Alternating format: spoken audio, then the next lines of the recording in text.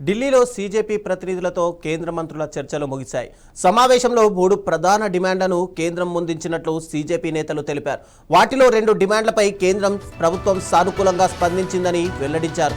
నిరసనల్లో పాల్గొన్న విద్యార్థులపై నమోదైన కేసులను ఎత్తివేయడానికి కేంద్రం అంగీకరించినట్టు చెప్పారు.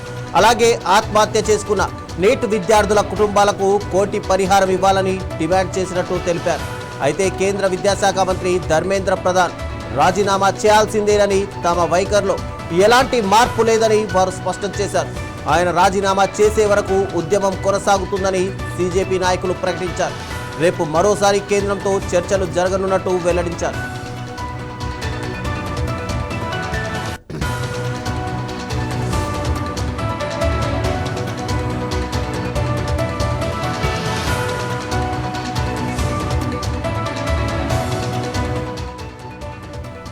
పరీక్షల పేపర్ లీక్ పై కేంద్ర ప్రభుత్వం కఠిన చర్యలకు సిద్ధమైంది.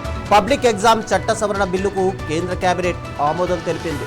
ఇక కొత్త నిబంధనల ప్రకారం పేపర్ లీక్ కు పాల్పడిన వారికి గరిష్టంగా 10 ఏళ్ల జైలు శిక్ష, 10 కోట్ల వరకు జరిమానా విధించే అవకాశం ఉంటుంది. అలాగే ఈ కేసుల విచారణను వేగంగా పూర్తి చేసేందుకు ప్రత్యేక ఫాస్ట్ ట్రాక్ కోర్టులను ఏర్పాటు చేయనున్నారు.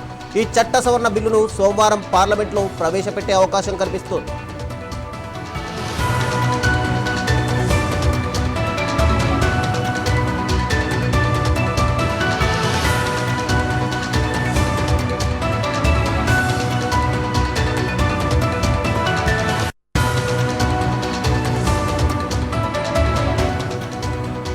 మరోవైపు సీజేపీ నేత అభిజిత్ దీప్కే కీలక వ్యాఖ్యలు చేశారు. నీట్ పేపర్ లీక్, విద్యార్థుల ఉద్యమాల నేపథ్యంలో సోనం వాంగ్చుక్ పై చేసిన వ్యాఖ్యలు సంచలనంగా మారాయి. ఈ ఉద్యమం సోనం వాంగ్చుక్ది కాదని తెలిపారు. ఇది ఏ ఒక్క వ్యక్తి లేదా రాజకీయ పార్టీకి చెందిన ఉద్యమం కాదని ప్రకటించారు. దేశవ్యాప్తంగా విద్యార్థులు, యువత తమ భవిష్యత్ కోసం చేస్తున్న పోరాటమని పేర్కొన్నారు. దీనిని ప్రతిపక్షాల ఆందోళనలుగా చూడొద్దని వివరించారు. యువత స్వచ్ఛందంగా చేపట్టిన ఉద్యమంలా గుర్తించాలన్నారు దీప్కే.